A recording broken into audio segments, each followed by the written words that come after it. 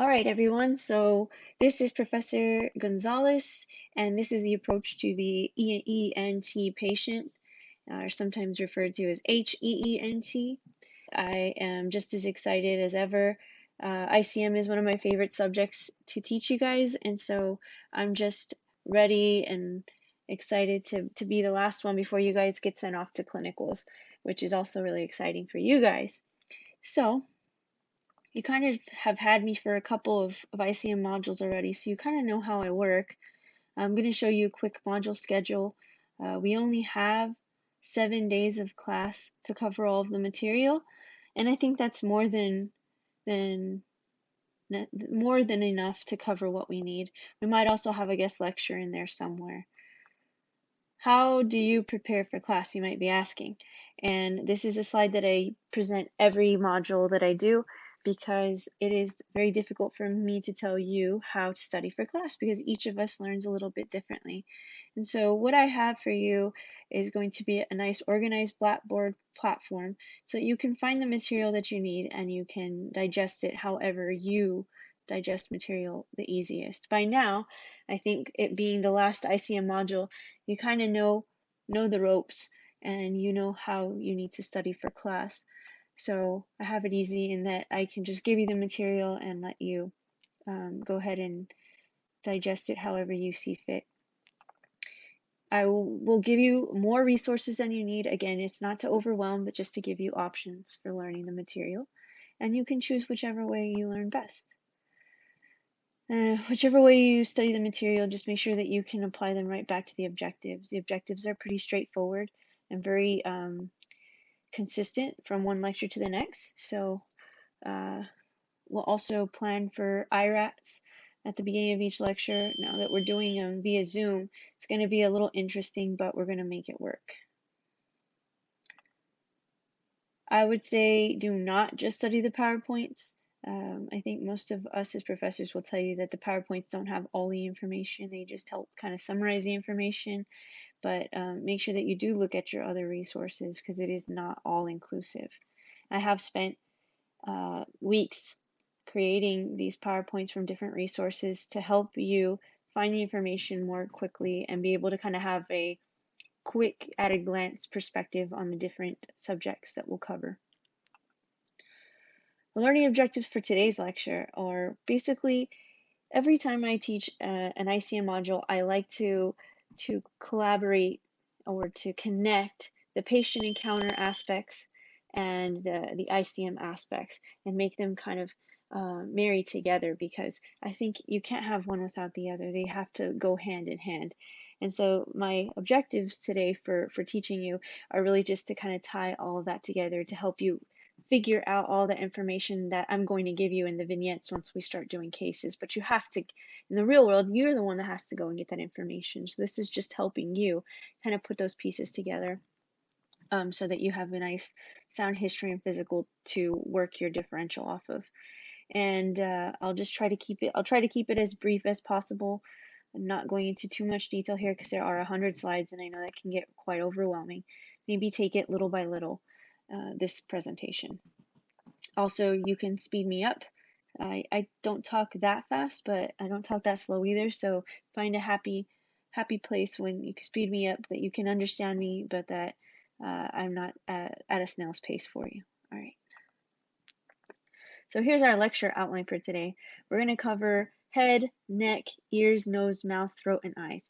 Now, a lot of the overlap here, like the head and neck, has been covered in, say, neuro, endocrine for the thyroid.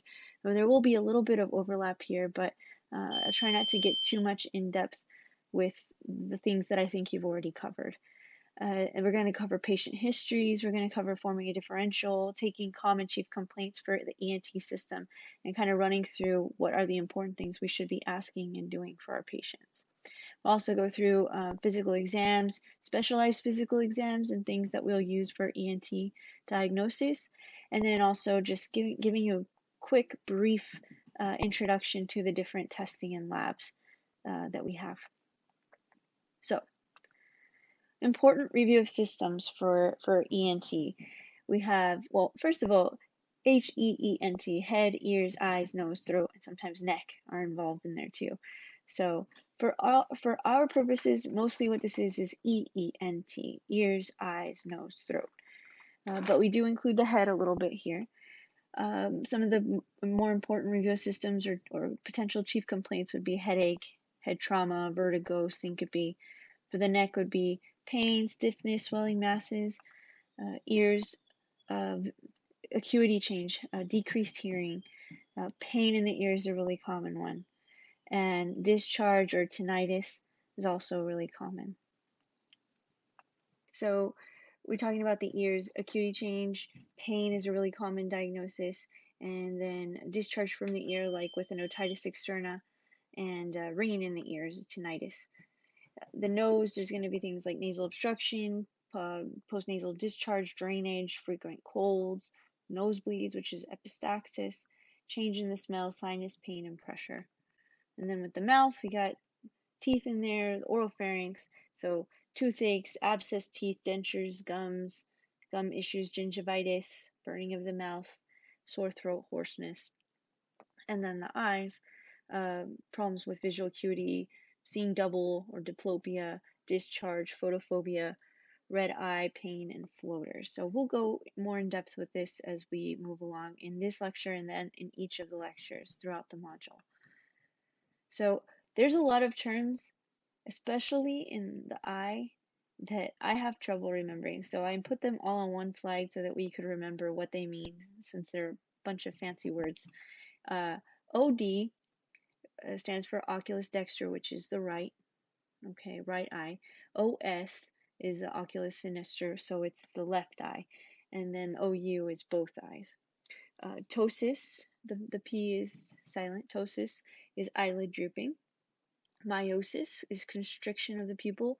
Little word, little pupil. So see, meiosis is little. Mydriasis is dilation of the pupil. It's a big word, big pupil. That's how I remember it.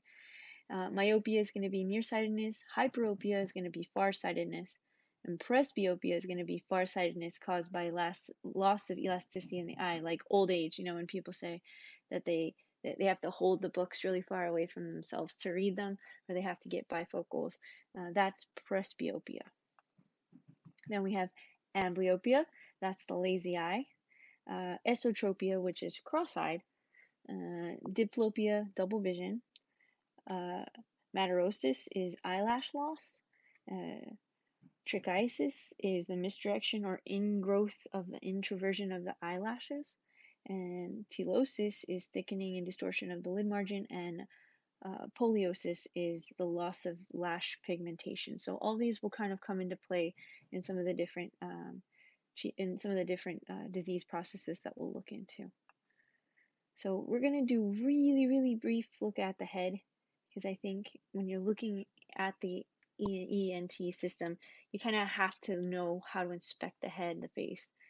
So we'll start with headache. You've had this one probably on neuro.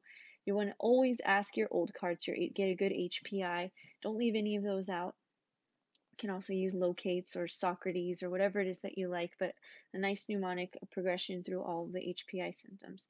I'm also going to want to ask how the symptoms have progressed. Has the headache maintained its consistency? Has it worsened? You're going to ask a family history of migraines, because those do tend to run in the family. You're going to ask all the associated symptoms with the headache to try to really differentiate between a tension, a migraine, cluster headache, meningitis. So photosensitivity, phonosensitivity, whether they have an aura prior to it. I think to think of an aura as when someone takes a picture of you with a flash and you kind of see this little spectrum of color but black kind of in the middle. That's how it's been described to me, what an aura kind of looks like. And that usually precedes a migraine type headache. Then temple pain or swelling, that would be for like a temporal arteritis. Nausea, vomiting can be kind of non-specific, but generally associated with migraines. And then vision change. Vision changes, again, can be associated with an aura, but it can also be associated with other problems that cause headache. So that's just a quick look at the kind of history that you want to take for a headache. Also fever. You definitely want to know if there's any fever, because that also points us in a different direction, more infectious sinusitis or a meningitis, those kind of things, encephalitis.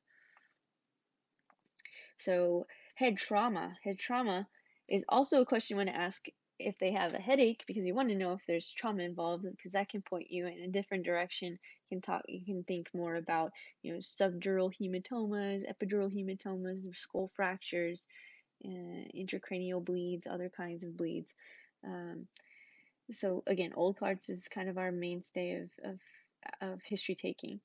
And a lot of times with head trauma, you might not be able to rely on your historian. You might want to get someone else's or an observer's description of what happened. You always want to ask about loss of consciousness and whether or not the patient was altered, maybe not complete loss of consciousness, but an altered level of consciousness immediately following, and then 5 minutes post the injury, and then even on examination. Predisposing factors like an elderly person who has an unstable gait, someone that works in a hazardous environment where things can be falling on them, those kind of things. You also want to look at the associated symptoms, whether they have a hematoma on the scalp, nausea, vomiting, change in their level of consciousness, discharge or bleeding from the ears, and then bowel or bladder incontinence, problems with their neurologic system, changes in their movement, and then also different medications that might make them more prone to head trauma or alcohol use might be asked. Vertigo. Vertigo is what they like to refer to as like dizzy legs, where you kind of feel like you're on a boat, but you're not, and everything just kind of spins. The room spins. People describe it that way. I have positional vertigo, and it feels like, to me, like if I'm carrying water on like a cookie sheet, and if you just move it just a little bit, the water all sloshes to the side, and you move it just a little back and the water sloshes. That's how my head feels when I have vertigo. So one of the main things you want to establish at the beginning of a vertigo chief complaint, is you want to establish whether it is truly vertigo or near syncope or syncope. So the difference is that syncope is more like I'm about to pass out, or near syncope is like I'm about to pass out, not dizzy as the room spinning, but lightheaded, more like I'm about to pass out. So that's a main thing that you want to establish when you're talking to these patients.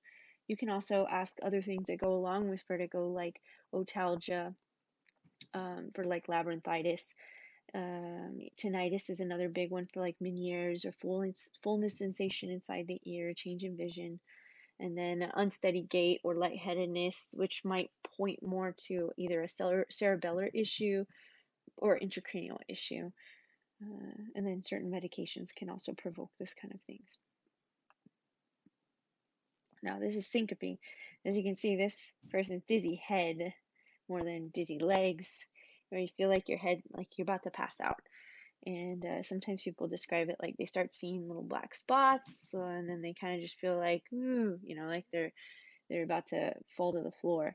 So this person probably had a kind of a vasovagal reaction, where they just kind of hold their breath too long and just kind of lost blood flow to the brain enough that they passed out. Some people get vasovagal when like they get their blood drawn. That is syncope, vasovagal syncope. Other things you want to look at are, if they have some sort of bleed in their brain, are they having lightheadedness, confusion, different types of neurological deficits like paresthesias, weaknesses. You can also think about the heart, and maybe it's not pumping correctly and you're getting lack of blood flow to the brain. So it's a much wider differential than dizziness is. And so that's why it's so important. And also syncope tends to have more serious type of problems that cause syncope, rather than vertigo, which is usually less serious. So really important. And also syncope in an elderly person is an automatic admission for workup. Head. So we've done some of brief history. Now we do a physical exam.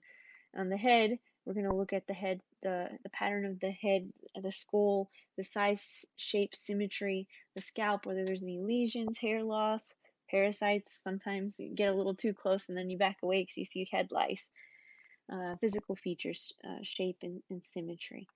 So here's an example. You can see and tell a lot about a patient by inspection. Inspection is your first your first line of physical exam, and the more experience you have, the better you are at quickly picking up on clues that present in your inspection part of your physical exam. Now, in this one, I see a lot of things that point me in a certain direction. I see a moon facies, I see a little extra hair here, some striae of the skin, and so I'm seeing a Cushing syndrome. And so I can see that without ever even saying a word to my patient. Of course, I'm going to want to ask them questions to confirm, but you can get a lot of information by just inspecting. Whoa, this slide always catches me off guard, but we definitely see the bug-eyed or deer in headlights look, right? And we know that that points us more towards a hyperthyroid or a proptosis. You got the eyes sticking out, lid retraction, and then you can't really tell much about her hair, but I mean, the eyes alone will just tell you there's something going on with the thyroid more than likely. And we see this. This is the same person, one with these characteristics and then more normal appearance here. This is myxedema, usually seen with like a hypothyroid, where you get kind of this puffy dough-like skin and sometimes a yellowish discoloration and just this edema all around the face. And like, you can't really see her tongue, but prominent tongue as well. Here's one more. So we see this. This looks like Lurch, right, from the Addams Family, and you got a square jaw, enlarged, prominent, large. So this is acromegaly, large head, prominent brow. We got this big thick brow, coarse features, and then prominent other. Everything is kind of stand out, right? So those are just a few examples of your eyes telling you a lot of information before you even start talking to the patient. Other things you want to do, you want to palpate after inspection, palpate the head, the scalp, the temporal arteries. Here's an example of some swelling of the temporal artery, and you can also actually auscultate that for any bruise. As far as workup is concerned for a head, the most part in the emergency room setting and outpatient setting, we generally tend to start out with a CT scan, usually without contrast. And these are pretty helpful in ruling out intracranial bleeds, skull fractures, and traumas, mass lesions. Like, say someone comes in and they have a headache and they also have neurologic findings, or this is the first time they've ever had a headache and they're 30 something and it's kind of out of the ordinary, then you can get the CT to make sure there's nothing in the brain mass lesion that's going to cause these type of headaches. And then also you'll use it in the acute setting to rule out a hemorrhagic stroke when you're suspecting an ischemic stroke so that you can potentially give TPA. Another thing that we do is an MRI. MRIs are not as frequently done, but they do have their uses. And a lot of times in a CVA evaluation, after they've been ruled out of CT and we get the patient admitted, then they will have an MRI it's a little bit better at the details of the vascular system and the brain. All right, so moving on to the neck. I would ask if you had any questions, but I guess you're just going to have to message me if you have any questions. Inspection of the neck, you're looking for symmetry, trachea alignment, looking for any type of masses, prominence of veins or arteries. Then you're going to palpate, so you're definitely going to want to palpate along the SCM in here, and then you're going to listen for bruits along the carotids and lymph nodes. We know where all the lymph nodes are located in the neck. You're also gonna, we said auscultate. We're gonna auscultate the carotid arteries for any bruits.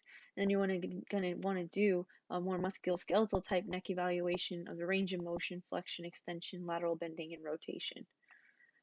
As far as the neck, some workup that we tend to do, if we're thinking thyroid, you've already had endo, the thyroid stuff.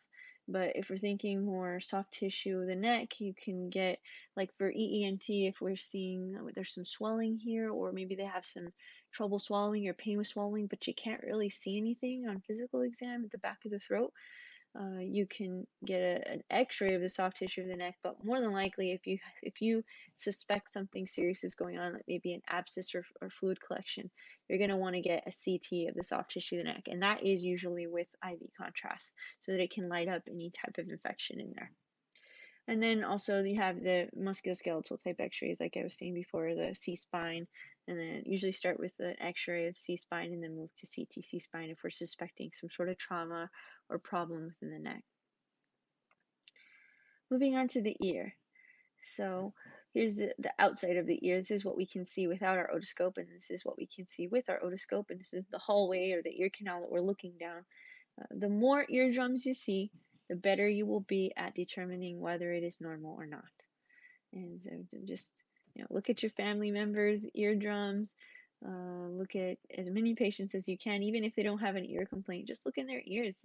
Get some eardrums under your belt so that you can see when it's abnormal. The more normals you see, the better you'll see abnormals. So one of the most common chief complaints when the ear is concerned is otalgia or ear pain. And I want to ask all the symptoms, and then usually ear pain comes along with either a cold, if it's otitis media, fever. If you start having discharge from the ear, it can be more of an otitis externa. Have they been swimming recently? Can they hear? Has their hearing gone down? Do they have ringing, dizziness? And then does the pain refer? Do they have any mouth pain, teeth pain, sinus pain, throat pain? Hearing loss. Hearing loss is kind of its own thing, right? Very infrequently do you see patients come to the ER with hearing loss, right? Unless maybe they have some sort of foreign body in their ear. But in the outpatient setting, I can imagine that patients do come in and say, I'm not hearing very well, or maybe a family member forces them to go in. So um, most important thing with hearing loss is that you determine whether it's conductive or sensory neuro, and then that you refer them for a medical workup with the otolaryngologist, and then from there they can send them to get the audiogram to take a look at how bad the hearing loss is. There's many different causes. There's a long list or a long differential for hearing loss. Tinnitus or ringing of the ear. We're going to want to ask the same kind of questions. We're also going to try to differentiate between the different causes of ringing of the ears, which we'll get into when we get into the ear. Oh, this is such a cute little animal. I don't know what it is, but I saw that picture when I googled ears, cute, and this is what came up. So when we inspect, we want to look at the size, shape, symmetry. We're going to look at the color, the position, making sure they're not sticking out one more than the other, and any deformities or lesions. So here's a few quick quizzes. You can say the answer out loud before I say it. So we look at something like this. Obviously we see here there's some asymmetry. There's a little lesion here. Does anybody know what that is? Okay, it's a gouty tophi. It's actually gout deposit, right? Crystal deposit right there in the ear. It's kind of strange, huh? You can also get like basal cells that look similar to that. What is this? I'm sure if any of you guys like MMA fighting or wrestling, or you would know what that is. It is a vegetable, cauliflower ear. So we'll go into that a little later. It's when blood forms, hematoma, chronic trauma to the ear. This here, these are actually scars, right? Scars in the ear, probably when they had their ears pierced here and there. And some people tend to get these type of scars. They're actually called keloid scars. And most of the time, people that get these type of scars know that they have them, and so they try to avoid any type of trauma, cuts, lacerations, ear piercings, right? And then this is actually caused by trauma. If you can imagine, an earring used to be here, it got ripped out. So that is trauma to the ear. And I actually wanted to share a picture with you, or a couple pictures. This is a patient of mine that I got permission to use her pictures. She's a high school girl, and she actually had an earring in here, and she was playing volleyball and went up to spike the ball, and her earring got caught in the net, the volleyball net, and actually ripped out of her ear. So you can see the clear pathway where the earring ripped, and it also kind of made some little side lacerations here, ripped through and through, straight through the cartilage. And so I had the fun task of repairing her ear. So what I did was actually did an internal suture right here, an absorbable suture to pull the two pieces of cartilage back together. And then I did some interrupteds here. I did a corner stitch here, and then I did a few more interrupteds going around the back. And I actually saw her to have her sutures removed about a week later, I believe. But I was so busy that day I didn't have a chance to take a picture of it, but it actually looked really nice when it was healed. Not perfect, but better than that for sure. Physical exam, you're going to want to look for any swelling, tenderness, any little nodules, and this is all external ear, examination. That's where our examination starts. Pain with movement, which would indicate something in the canal, mastoid tenderness in the back, lymph node swelling, and then we're going to do the otoscopic examination. We're going to look with our light down the ear canal, looking at the canal itself and the eardrum. So want to know all these different landmarks. Like I said, the more you see it, the more you'll know. So here's some more quizzing. You can quiz yourself. I'll kind of go a little slow through these so that you can quiz yourself. The first one is normal. Great. So this one, I think everybody knows what this is, right? This is a huge hunky chunk of earwax, so a cerumen impaction. You see it's nice and dark and pushed in there. Those can be kind of difficult, tricky to remove. If this is normal, pinkish, pearly colored, this looks red to me, right? And it also looks bulgy, right? You can see it's kind of swollen here. So that looks like what I would expect to see with the otitis media. Now here, if we see this is normal, this big window here doesn't belong. You can actually see the ossicle structures behind. We really shouldn't see it. We should see this eardrum. So this is a perforated tympanic membrane. This here could cause the perforation of the tympanic membrane, but it's there on purpose. It's a tympanostomy tube, and that's for drainage equalization between the middle ear and the ear canal. This here is actually serous otitis media. So sometimes you can just have fluid behind the ear and it not be acutely bacterially infected. It can just have some fluid back there. It can cause some of the same symptoms that you would get with the bacterial infection. This, you can't even see the tympanic membrane because of all this cheesy stuff. This is actually an otitis externa. And then this here, this little white here, it kind of looks like an infection when you look at it at first glance, but it's actually scarring of the eardrum. That can happen over time with recurrent otitis media, like as a kid. You can also get a little scarring from a tympanostomy tube after it's healed up. You can get a little scarring like that there. So, this guy always makes me laugh. So when we talk about hearing, we're not going to go real into depth with this, but you have to know how to differentiate, or at least try to differentiate between conductive and sensory neural hearing loss. And you have to use your physical exam skills to kind of give yourself an idea of what your patient has. And so we're going to start with the Weber. Remember, we put the tuning fork in the middle. Normal, there's no lateralization. You hear it equally on both sides. And Renee, you're going to take the tuning fork, bang it, put it on the mastoid process back here. And then when you can't hear anymore, you put it in front of the ear, and air conduction should be 2 times more than bone conduction in a normal patient. So here's abnormal. And we'll get into more of this when we do the hearing loss. So I'm just going to leave this here for you, but we'll get to that a little later. All right, workup. So most of EENT, ear evaluations, and the other is mostly history and physical based. So you're going to get a whole lot of information based on what you ask your patients and on the physical exam that you do. Because a lot of EENT, you can see it, and you can use your eyes and your physical exam to help guide you. So some other things you can refer patients to is an audiological exam where they do an audiogram. You can do cerumen impaction removals or foreign body removals. And I've included some YouTube videos in this presentation that I think are really cool, especially there's an insect removal. It's just really, it's gross, but it's really cool. And cerumen impactions is actually a really gratifying procedure to do. Tympanostomy tubes, we talked about that a little bit. For especially in kids that have trouble with recurrent otitis media, they'll have little tubes placed. It's a simple outpatient surgical procedure that allows drainage between the middle ear and the external ear, and so that way it will decrease the likelihood of recurrent otitis media. Then we have a few other things. The Dix-Hallpike maneuver.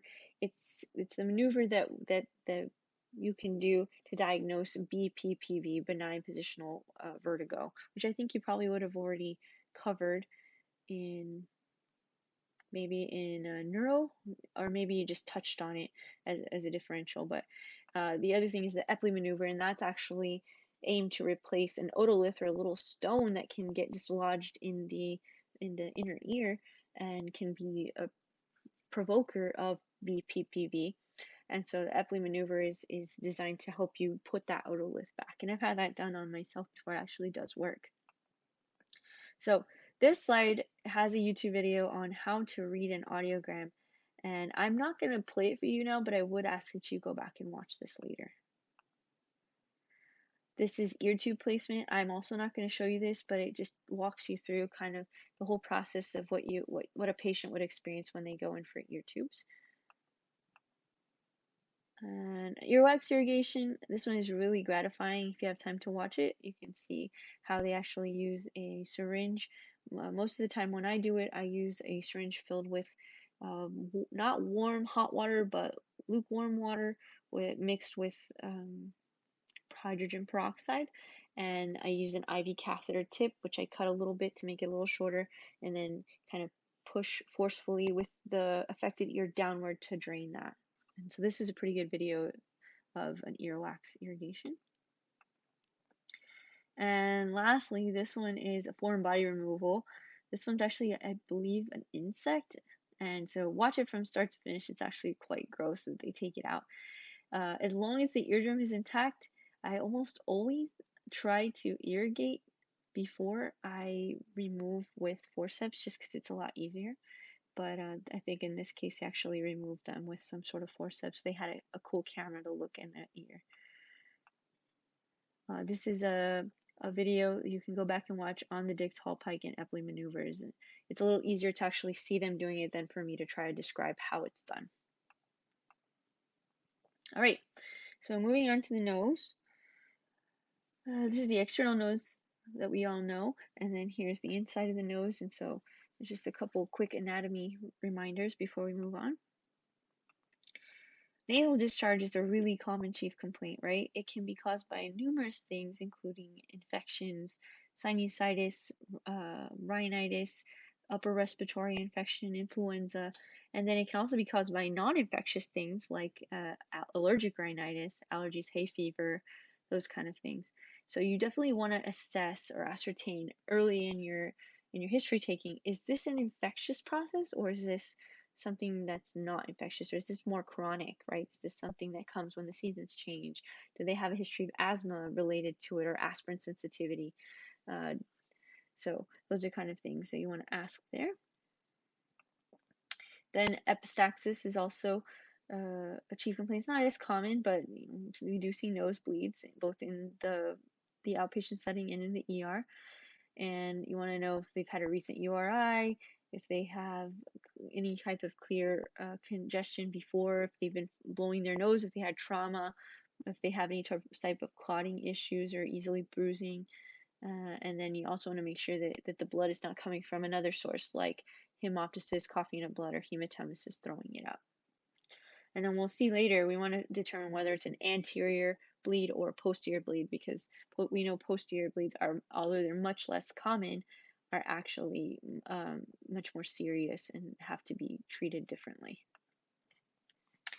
All right, so now looking at physical exam, you want to look at the shape, size, color, and the nares.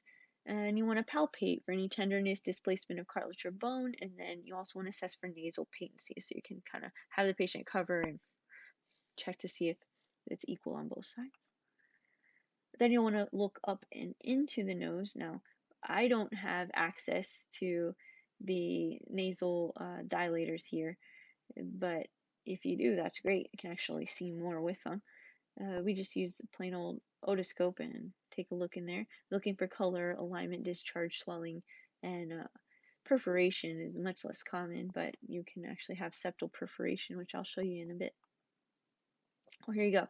Here's some cool pictures, so let's test our skills out. Now, you can see that this is a little more swollen than this side, they're both a little bit swollen. So this is actually a finding with allergic rhinitis, where they just kind of get swollen on both sides. Here we have, well, this looks like it don't belong there, right? This probably looks like it belongs here. So that to me looks like maybe a septal deviation, right? Deviated nasal septum. Here, you can see that this is a little prominent here, right? I think that's what we're looking at. A turbinate, right? Remember we saw the turbinates, you have to know which side they tend to be on, and this is swollen on this side here. And then I'm not sure which one comes next, but if we're looking at this one, that looks abnormal. It could be a little foreign body, I can't really tell, or it could actually be a nasal polyp, right? And then this one here, they're shining a light on this side of the nose, and it's illuminating on the opposite side, which shows me that there is actually a hole in the patient's nasal septum, which usually comes from, or commonly comes from, like, cocaine abuse, where that cartilage just gets eaten away over time. Perforated septum, nasal polyp. All right, so physical exam, sinuses, we know we need to palpate. Sinus pain can actually mimic other things. So you can get tooth pain that feels like sinus pain, you can get ear pain that feels like sinus pain, throat pain.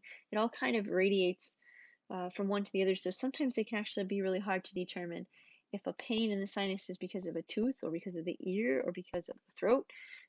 So you definitely need to do that. You're going to percuss the sinuses. That's a pretty good indicator of a sinusitis when you percuss or palpate and it's tender, along with fever and nasal discharge and things like that. And then illumination, I have never illuminated a sinus, but I do know that it's kind of old school to stick a light up there and see if it's more opaque than the other side, which I don't know that I would be able to tell the difference between one and the other, but it's worth a shot. Workups as far as the nose is concerned, most of it again is based on your history and physical exam. A lot of the nose things that you see, there's not a whole lot of testing that's done for it, but there is some. For instance, if you have a lot of nasal drip and you might have a fever associated, you can do a rapid strep, or a rapid flu test, a rapid RSV, or what they call a respiratory viral panel, similar to like what they're doing with the whole coronavirus thing, where they're actually doing a PCR, or they're taking samples from inside of the nose secretions in order to diagnose certain pathogens. Foreign body removals. There's lots of EENT has lots of foreign bodies, right? You can get them in the nose and the ear. So foreign body removal of the nose is actually pretty urgent, because if you leave the foreign body in there and the patient is crying really forcefully and breathes in, they can actually aspirate the foreign body, and that's worse. And so most of the time we see that in peds. They like to stick things up their nose for some reason. So we'll go into that later. Another thing is if you have trauma to the nose, you can get a nasal bone x-ray. Even though you get the x-ray, there's really not much that can be done for a simple nasal bone fracture. You can't cast it or splint it, so it's mostly just to know, hey, my nose is broken, and you need to be a little careful. But obviously, if you have a large amount of deviation or a deformity, then you probably want to get a CT of the maxillofacial area, and that's to look for problems with the face, with the nose, fractures, and then sometimes the fractures in and of the sinus area can actually go up into the orbit, and so you'll get more specialized CTs for that. Nasal endoscopy, it is a specialized procedure that's performed by an otolaryngologist, an EENT doctor, and they can take tissue samples or kind of set you up for certain surgeries that can correct chronic sinusitis. They can do balloonoplasties and things like that, but they do need to look endoscopically to perform those.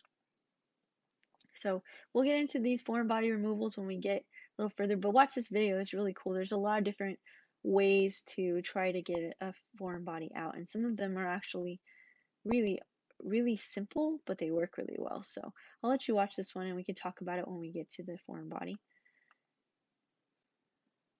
Moving on to the mouth and throat. This is some pictures. Patient history. Toothache, super common. I can't tell you how many patients I have that come in to the ER with toothache. It's a very common. Tooth pain is a nerve pain, and I like to say that nerve pain is probably the worst kind of pain that you can have. It's unrelenting. It is really sharp, and it's extremely uncomfortable. And so, along with the toothache, you want to assess, is there an infection that's involved? Is there an open tooth some way? Is there bad gingival swelling and abscess? Is there fever? Is there tracking of an abscess, right? Because it can start little and it can kind of track into the deep spaces of the neck. So you want to evaluate for all of that. Bleeding gums. Now, it can be from gingivitis, gingival swelling, but they can also be from a bleeding disorder or a low platelet count. So you definitely want to look into all that when you're looking into a patient history. Sore throat, super, super common chief complaint, right? In the pediatric office, in outpatient setting, and in the ER. So you want to ask about trouble swallowing, pain with swallowing, swelling, whether they have cough, fever, the hot potato or muffled voice. And you also want to ask if they're able to tolerate their own secretions, because if the patient comes in and they have really bad tonsillitis or something, and you send them home with huge pills to take and they can't swallow their own saliva, then we have a problem. They're not going to get the treatment that they need. Hoarseness. Hoarseness is when you have the voice that's kind of going out on you. And you want to ask for voiceover use. Are they a singer? Have they been yelling? Were they at a concert where they had to yell back and forth to each other, or is it more infectious? So you'll talk about fever, sore throat again. Change in taste. We're not going to go too much into change in taste, but it can be a rare presentation, and you'll want to look at obviously the nose and the mouth tie together when we talk about taste. So you'll want to know, is there a stop? Is it stopped up so that it's blocking the taste sensation, or is it something else going on? All right, inspection. You're going to want to look inside the mouth. You're going to look at all those things that we talked about in physical exam. Buccal mucosa, the teeth and gums, the soft palate, hard palate, the sublingual area, the tonsils, tonsillar pillars, uvula, all that kind of stuff. And you'll want to look for lesions, color changes, nodules, tenderness, those kind of things. Here's a couple of quick ones. This one, I don't know if you can tell, there's a little dryness of the oral mucosa, and then also these little markings here, which can be a result of certain vitamin nutrition deficiencies. So that is angular colitis. And then this here, very striking. My son saw me putting this together and he's like, "What's wrong with the guy's mouth? Is that real?" And yeah, it actually is. It's really striking when you see that, and that's obviously angioedema. It's just not good. We see a patient looking like this, we need to be concerned about their airway closing up. A couple of other things. Here, this is not normal here. So we see this darkening in here. That is dental caries, right? So bacteria eating away the enamel of the tooth, and then here we go. Here's another type of enamel wear. This is an erosion of the teeth, where you can actually see the layers underneath the outside of the teeth. This can be from teeth grinding. It can be from high acid. So like patients that are bulimic get a lot of teeth erosion back there because the acid eats away the enamel of the tooth, erosion of the teeth. Then there's different malocclusions. So you can have a healthy bite, you can have overly crowded, overbite, underbite, and they're all classified differently. Physical exam. So you can see here, this is proper physical exam technique for examining the tongue. Is actually using a piece of gauze because the tongue can be really slippy. So you grab the tip and pull it from side to side so you can get a good exam. You're looking for color, symmetry, swelling, ulcerations, and then you can also do some cranial nerve functions related to the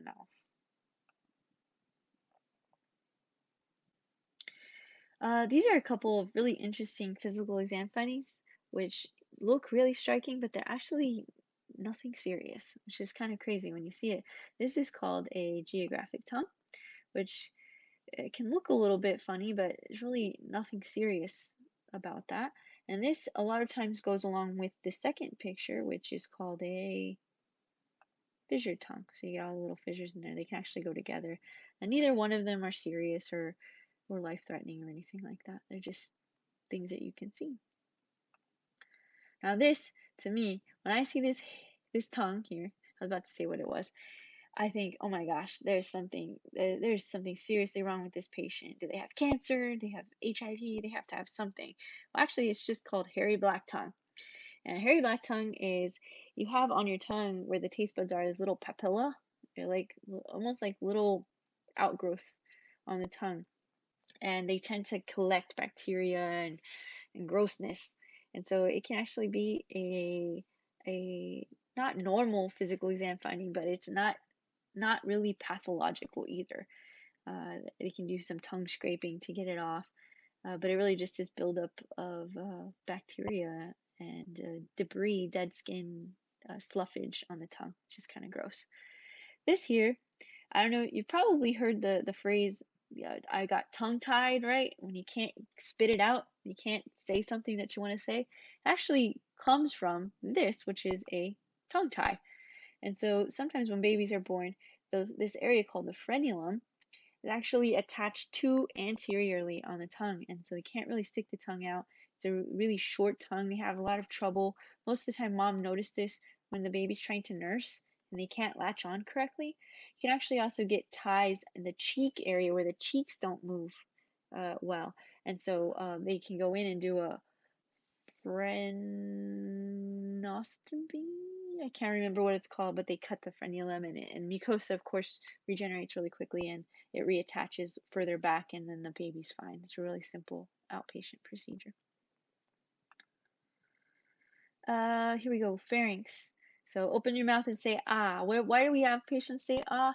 Have them stick their tongue out, and that's to open up or to raise the soft palate in the back so we can actually see this pretty view here. Because a lot of patients, even especially if they're larger, all this kind of slouches or sags in there, and it gets really hard to see the tonsils or the posterior pharynx. So you also can use the assistance of a tongue depressor to get that tongue down. You're looking for color, symmetry, exudate, swelling, ulcerations, and tonsillar enlargement. Here's the grades of tonsillar enlargement. I'm sure you've learned this in patient encounter, but they are important when we're talking about documentation of the tonsil enlargement. 0 means you don't have any tonsils because they took them out, and 4 is they're basically touching and extending past the midline or to the midline. So you can imagine that a patient that has 4+ tonsils is going to have a really difficult time swallowing their medications and fluids and getting them past there. Here's another quick quiz. I like to show this slide because your eyes can tell you a lot, but they won't tell you everything. So this and this actually, although this one's more red, they look fairly similar. I think if I did an exam on either of these patients, I don't know that I'd be able to tell that one is one and the other is the other. But this is actually strep throat, strep pharyngitis. This one, where you can definitely see a difference between these two. This one looks just red, right? You can see kind of that injection here, the vessels, it's just red. There's no tonsils, there's no swelling of anything, so that's just viral pharyngitis. This here is these little holes in here are actually called crypts. If you think of like Tales from the Crypt Keeper, right? Back in the day, crypts are like little holes, right? Little holes. And a lot of times these holes can get filled up with food debris and food particles, and it can actually be a cause of halitosis or bad breath over time. If you take a look back there, some patients have them, they don't even know that they have them, and they can get these like food that gets like impacted in there, almost like stones in their tonsils, and it can cause a lot of bad breath, or it can just be there and cause absolutely no trouble. I have one of my best friends has the whole tonsil are cryptic, both of them, and she has no issues. So just it can kind of like, whoa, that's interesting when you see it. So that's what that is. And then this here is actually mono, right? The kissing disease, they call it, right? Because you can pass it from saliva one person to another. But this is caused by the Epstein-Barr virus, and we'll go into that. I think strep and mono can look quite similar in certain, it can be really difficult to differentiate with just your eyes. Okay, so as far as the mouth is concerned, we are definitely SPAs, not dentists, but we do have to care for the patients and the medical aspects of problems with the mouth in general. And like I said, in the ER, we see a lot of mouth type chief complaints. And so we do what we can, and at the end of the day, we're still going to refer them to the dentist. But the problem is that a lot of these patients are not funded. They don't have dental insurance. And I don't know if any of you have ever looked at your dental bills. They can be quite expensive to get dental care without insurance. And so that's why a lot of times they end up visiting us in the ER or in our primary care office, because maybe they have medical insurance, but they don't have dental insurance. And so they try to find a band-aid for their issues by coming to see you. Some things that we do, mandibular x-rays, they can tell us about the jaw, and then there's certain specific x-rays of the jaw that you can do that help dentists determine if there's cavities or things like that. Procedure-wise, dental blocks are really well utilized, especially for any procedures within the mouth, like let's say you have a laceration or you need to do an incision and drainage, right? Dental abscess drainage. You want to put certain nerve blocks in the teeth, and so that way they can get some good numbing before you cut them open or do whatever you need to do. And then lip lacerations repairs, you want to be really careful to align the vermilion border. Vermilion is like worm-like, right? So the border of the worm around the lip, so that things heal properly. And then mostly everything else, like dental caries, severe gingivitis, trench mouth, all that kind of stuff, wisdom teeth impaction, all that's really going to be taken place by dentists or oral surgeons. So our job is really just to make sure, is there an infection? Do we need to start them on some sort of antibiotics? Do we need to drain an abscess? And then we can send them on their way to their dentist or oral surgeon. Throat wise, again, just like most of the other stuff, it's mostly history and physical exam based. So throat cultures, again, with a cultures, they can take some time to come back, right? 48 hours usually, because they got to grow them on a petri dish. So a lot of times we don't wait for the throat culture to come back. If we have a high suspicion that someone has a bacterial infection of the throat, we're going to probably start them on antibiotics, or we're going to get a rapid strep test or a monospot to help us determine if they have strep or mono. And those are very helpful. These come back really fast, actually. This is a blood test. This is a swab of the back of the throat, and you can get the results back pretty quickly and know how to treat your patient. Peritonsillar abscess incision and drainage. So most of the time what they'll do is to do an aspiration in the back of the throat. If you see unilateral swelling, like you'll see kind of the shininess in the back, and I'll show you when we get to the throat lectures. But you can see back there, you'll see the uvula displaced a little bit and then shiny in the peritonsillar area. And that makes you think, ooh, peritonsillar abscess. And usually what they'll do for that is they'll get a CT to see how big the fluid collection is. And then we'll get a syringe and usually like a spinal needle for like a spinal tap. Keep the cap on, cut just the tip of the cap off so only this much needle is showing, and then stick that in there, spray it down with hurricane spray or something to numb the area, and then stick it in there and suck out the pus. Put them on antibiotics. It's actually a really gratifying procedure and fun to watch. And then CT soft tissue neck. We're going to use that in patients that have swelling in the neck or difficulty swallowing, pain that you can't really put your finger on, those kind of things. So this is a cool video. You have to watch it, of a dental abscess drainage, so you can see and feel right here in this area is squishy, it's fluctuant. So you know that there's pus there, and then you can see the tooth here has issue and the patient has pain in that area. So if you'll watch this, it's really cool. You just cut that pus and get it flowing out with some suction. And I'm sure that they did a dental block before this.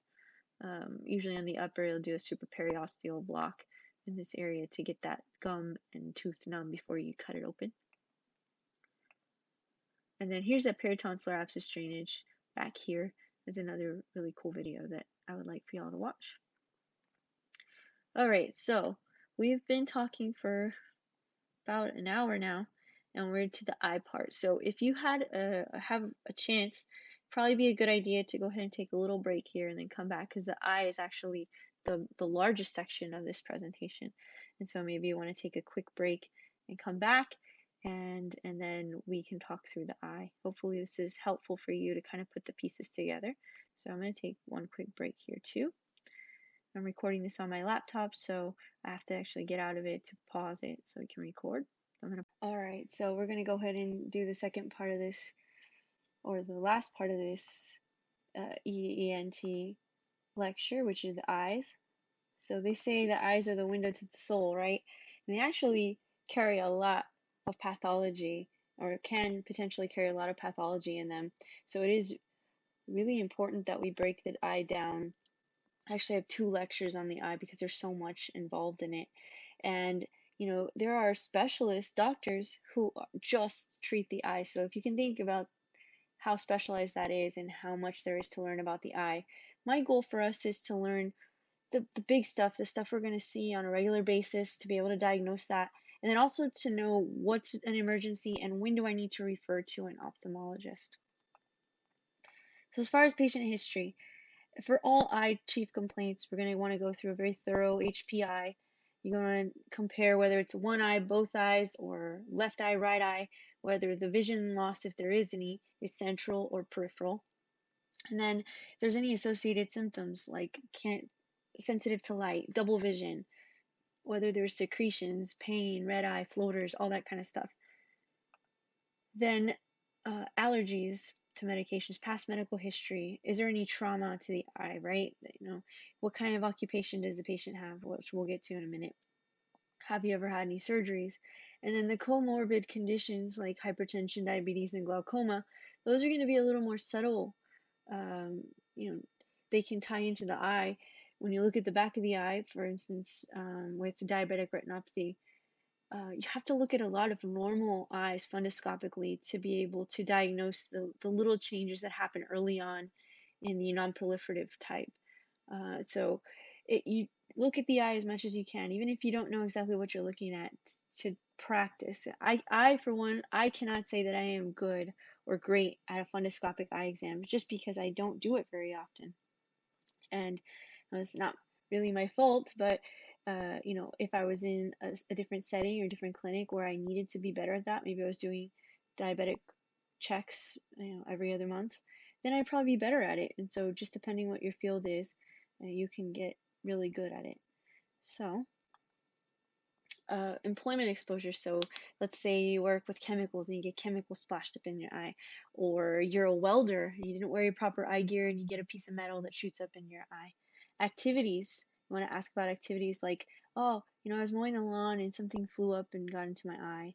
Then you also want to know lenses. Do they wear glasses? Do they wear contact lenses? Are they hard contact lenses, gas permeable, or soft? Are they daily wear, or is it the kind you change out every 2 weeks?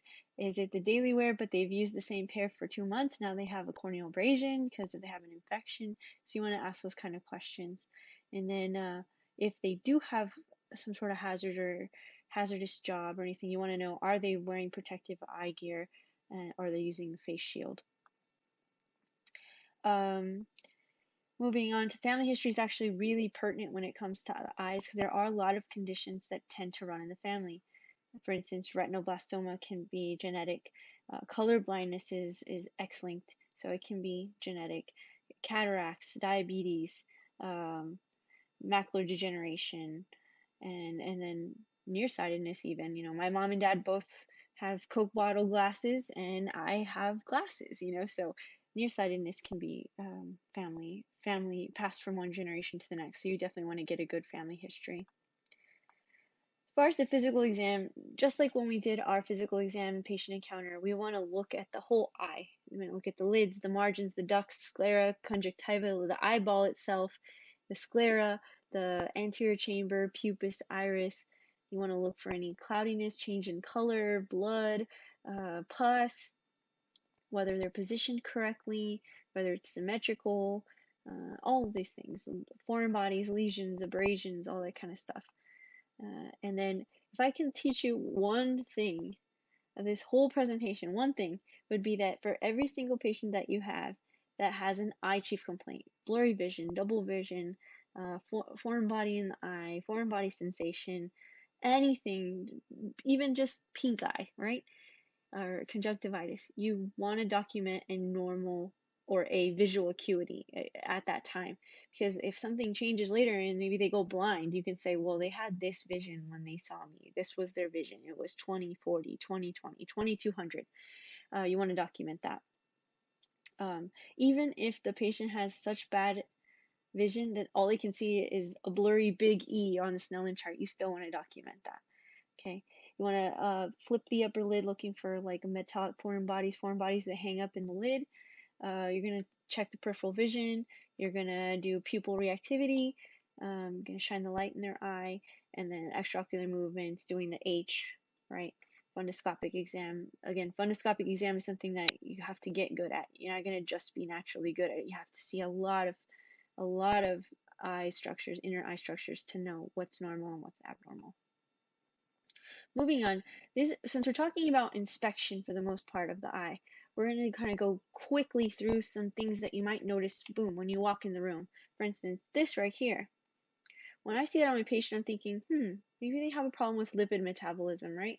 Doesn't mean that that's what it is, but this is called a xanthelasma. And so when I see that, I'm thinking, maybe they have something going on with that, okay? I need to investigate it a little bit more, ask more questions, do some laboratory studies. When I look at the patient right here, right away I can see this eye right here is droopy. This one looks okay. This one looks okay, this one's droopy. So this is unilateral ptosis. So I'm thinking maybe that they have some sort of oculomotor injury, right, down and out, or they have idiopathic ptosis. So I see that right away when I inspect the patient. Then they can have bilateral ptosis, where they can just look like droopy, right? Have you ever seen that little dog that kind of just looks, or Eeyore, right? It has just kind of this sleepy appearance, right? It can be from paralysis, it can be idiopathic. There's a bunch of things, but I just need to notice that that's abnormal, right, when I inspect the patient. When I look at this patient, I see that this eye right here especially is droopy right here. You see that, like a basset hound appearance, where the eyelid is not really touching the eye anymore. It's kind of drooped down, and so that exposes the conjunctiva. It usually happens over time. You lose the elasticity in your eyes, and so that can cause irritation of the eye over time. And then the opposite of the ectropion is the entropion, right? So when the eyelashes kind of curl in, and I mean, when I look at someone blinking with an entropion, it makes my eyes water, because you can see that the eyelashes are actually rubbing on the conjunctival surface of the eye, and it's usually caused by the same laxity, but instead of turning out, it turns in. And so these usually have to be, as well as the ectropion, have to be surgically corrected if they become bad enough. Blepharitis is inflammation of the lid margin. So the lid margin is kind of right around both eyes. It can be caused by seborrheic issues. It can have infection like staphylococcal. It can be kind of dermatitis. Can be allergic, and it can be from mites. You can actually have little mites that grow on there that cause blepharitis.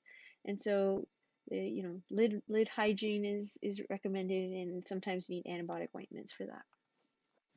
This is a stye, right? That's the layman's term, right? Common term that we use is a stye, S-T-Y-E. But in medical terms, the correct term is actually an hordeolum. And these here appear to be external hordeolums because they're on the outside of the eyelid, not on the conjunctival surface. So they get tender, they're inflamed, and they can be pretty swollen, cause pain in the area. So this is an internal hordeolum, so it's on the conjunctival surface. It's usually associated with a blockage or infection of the meibomian glands, and it can be on either the upper or the lower lid. And sometimes you can actually kind of get it on the other eye as well. It can be contagious certain times. And sometimes you actually have to cut them open and drain the pus like you would an abscess. Same thing with an external hordeolum. Chalazion, not to be confused with a hordeolum. Chalazion is usually the meibomian gland cyst. So if we think of the difference between a cyst and an abscess, the chalazion is more like a cyst, and the hordeolum is more like abscess, right? Usually more acutely inflamed or infected. And so you can kind of tell the difference. It's usually not very red. It's usually just kind of swollen, looks like a little ball cyst on the eyelid. It can be upper or lower. Dacroadenitis is an inflammation lacrimal gland. Remember, the lacrimal glands are up on the lateral aspect of the upper lid, so out and over here. And so This is inflammation of the lacrimal gland. So you can see that it's swollen and red in that area. Then we have dacrocystitis, which cyst, right, is a pocket, right? So it's actually the lacrimal sac, which is medial in the nasal area.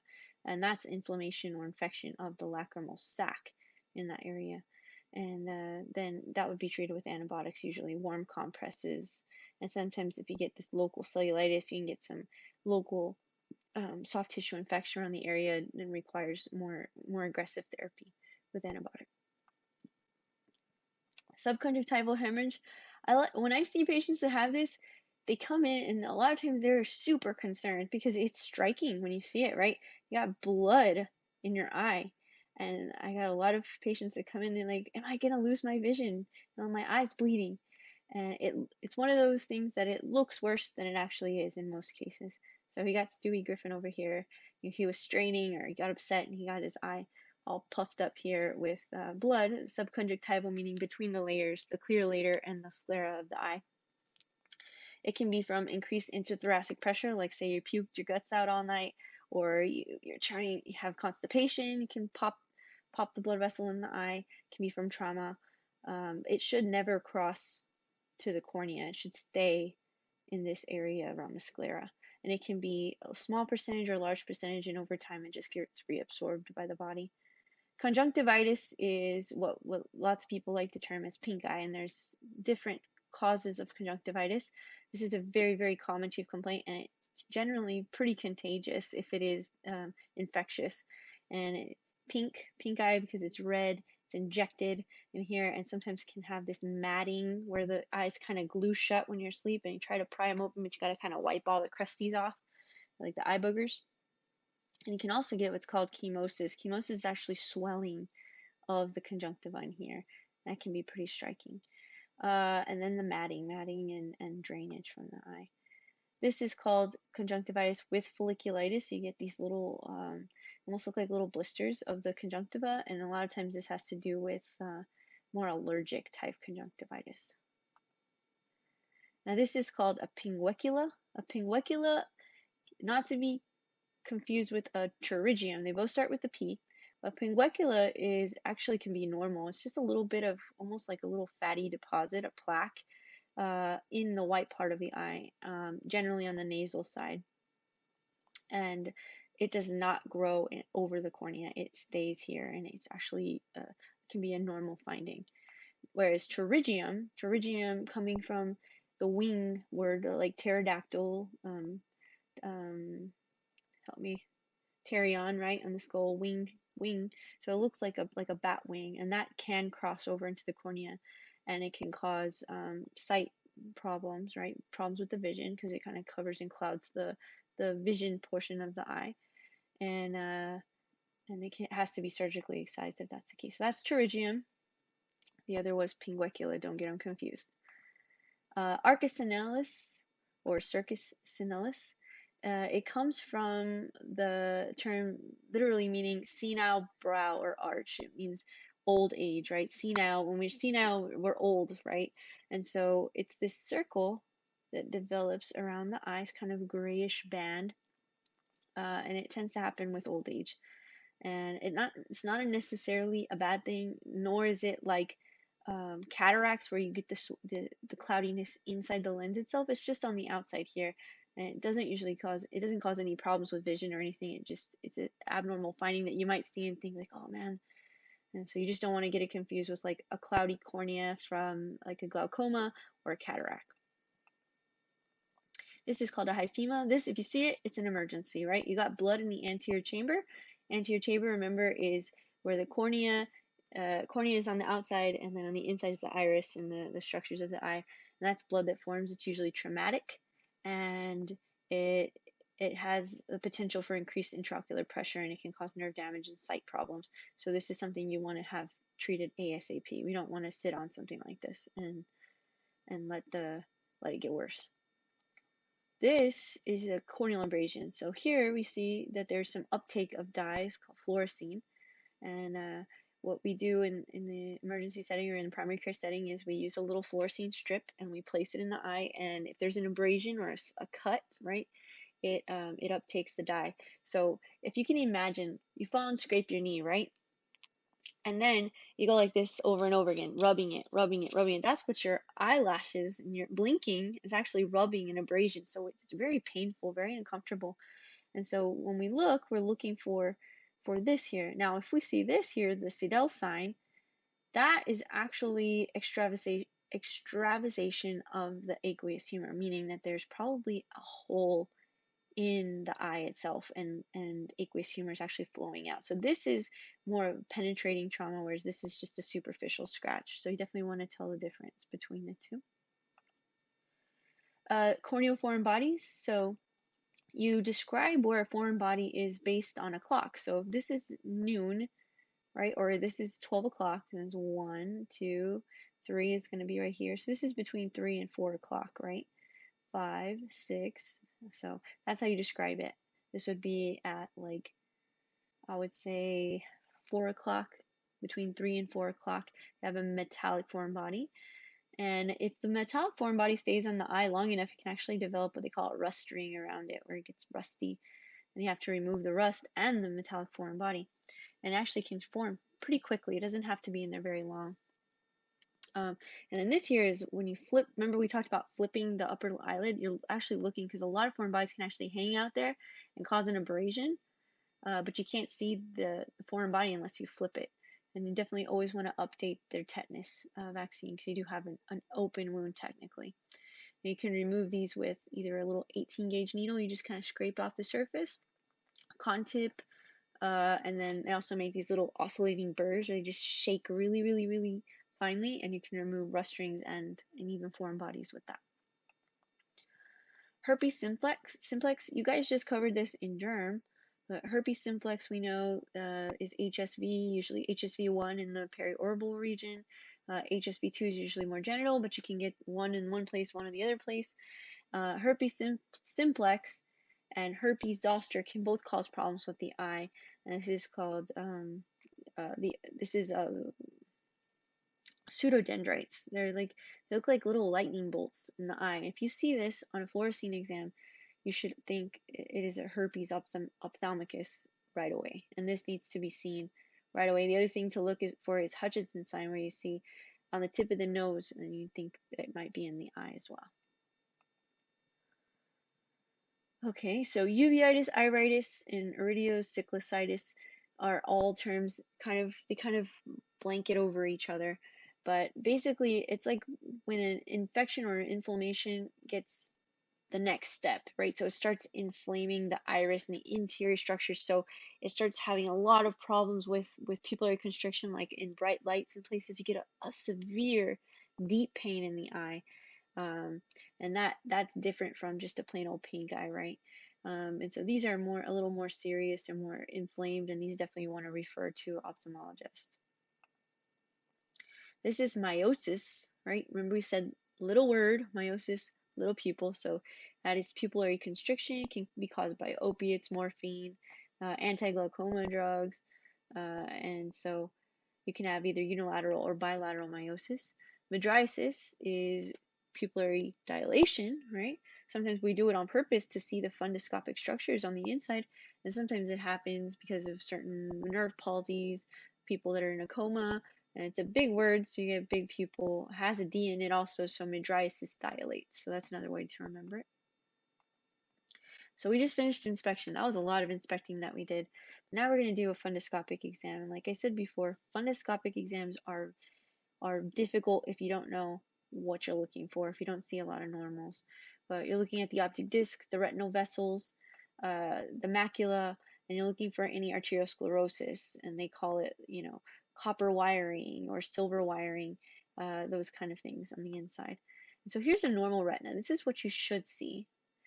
And then here's the normal retina with the structures defined more clearly. And let's see. There's the fovea, the macula. So you're going to want to look at all of this when you're looking inside the eye. Now, when we talk about diabetic retinopathy, we're talking about over time the that the nerves and things in the eye are going to harden. You get exudates, you get hemorrhages, microaneurysms, and all these. This is before.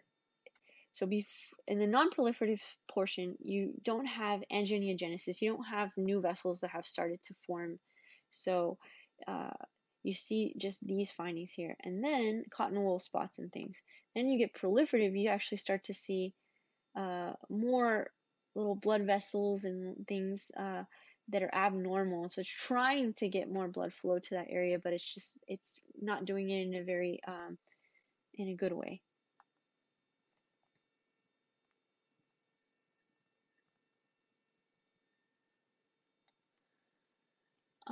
So then we have hypertensive retinopathy, which, diabetes and hypertension are rampant down here in the valley and in many places across the United States. So we want to definitely look at this. Here you can see, before you didn't see this edema, but you can see this disc edema where it's kind of swollen here.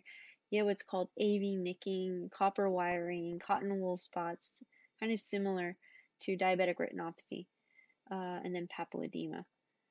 So vascular findings, here's some more specific. To me, when I look at it, even then, it is hard to see, like, the difference between arterial or narrowing and AV nicking. I can tell what the hemorrhages look like in the cotton wool spots and the hard exudates. You can see those differences. You can definitely tell that this looks different from the normal one that we saw earlier. And this is papilledema, so that's swelling, right, of the disc, of the optic disc. And that, when you see that as not a good finding, you need to make sure that we get them referred out as well. When we talk about glaucoma or glaucomatous cupping, the optic disc, it's cup to disc ratio, right? So the normal is up to 30%. So this is normal. This is called glaucomatous cupping. Is when we see that the optic cup is enlarged, and that indicates an increased intraocular pressure, and that then we know that we need to check it out for glaucoma, right? So you can see the difference between this and this. As far as workup procedures that we do for the patient, we can do a lot of good things for the eye. As a PA, we can do exams, but the more complex eye complaints or eye problems should be referred to an ophthalmologist. And like I said before, visual acuity should be done on all patients. Fluorescein exam, we're going to want to do, I do them more than maybe I need to. Anytime someone comes in with a pink eye, foreign body sensation, not sure if maybe they rubbed it or they have a history of contact use, I'm going to do a fluorescein stain to make sure that it's not a small abrasion that's causing their problem. If it's just a little infection, they have a lot of matting, and it sounds like pink eye, oh, my kids all had pink eye and now I have pink eye, then I don't necessarily do it. But if it's kind of I'm not quite sure, I err on the side of caution. I do a fluorescein exam so that I can make sure that there's no abrasion. Also, you can see if you're thinking it could be a viral infection like herpes, you can look for dendritic lesions. And this can be done with either a Woods lamp or a slit lamp. Now, a Woods lamp is just a little light with a blue light on it, or black light. The slit lamp is actually a more complex exam. Morgan lens irrigation, when we suspected a patient either had direct exposure via chemicals, or they have an abnormal pH because like something got splashed in their eye, we need to irrigate it. I actually put these little lenses in. It's like a contact lens with a little funnel on it, and connect it to irrigation so that we can deliver irrigation directly on the surface of the eye. Then we also have a tonometry pen, which if any of you have ever been to the eye doctor and had the procedure where they kind of blow a little puff of air into your eye, that's actually checking the pressure of your eye. We don't have those devices in the ER or in the office, outpatient, but we do have a tonometry pen, which is a little device that you can touch on the surface of the eye and determine the pressure of the eye and help to rule out or to diagnose glaucoma. And then the upper lid flip we talked about, it should be part of your routine eye exam if you're concerned for foreign body. And so this is a fluorescein eye exam. I'll let you guys watch that one on your own. and then eye foreign body removal with a 18 gauge needle, which is really interesting. And then here's the Morgan lens. Here's that little contact lens with a little funnel on it, and that can be inserted under the eyelid. And it's not the most comfortable thing. You definitely want to numb the eye a bit before you place it and give some pain medication. But it's essential when you're worried about chemical exposure to the eye. And this is the tonometry pen that I was talking about. You put it's almost like a little condom tip applicator on there to use with different patients, and then you make sure that the device is calibrated, and then you touch the patient's eye at the center and determine the pressure of the eye. And you can watch this video, it'll walk you through how to do that. So that's it. I know this was quite a long lecture. I tried to break it up into 2 parts, but still ended up pretty long. This is just your intro into what to expect. As you can tell from the ENT module, it's a very visual module. You're going to see a lot of things and make the diagnosis with what you see and what you find. A lot of the concepts are similar, so you really have to pay attention to detail. A pink eye is not just a pink eye. You have to know if it's viral conjunctivitis, bacterial conjunctivitis, is it a blepharitis, so it can be difficult sometimes to differentiate between 2 diagnoses, so you have to pay attention to the details. And this module is going to go by in the blink of an eye, so you do need to stay ahead. Try to get ahead on your lectures, at least 1 lecture ahead. Start working through your objectives, doing practice questions on either Roche Review or whatever Exam Master, whatever you guys have. And that way you can stay ahead of the game, because it will be over before we know it, and it'll be test time, and we don't want to get behind. So if anybody has any questions, shoot me an email. I'll be happy to answer them for you. Thank you.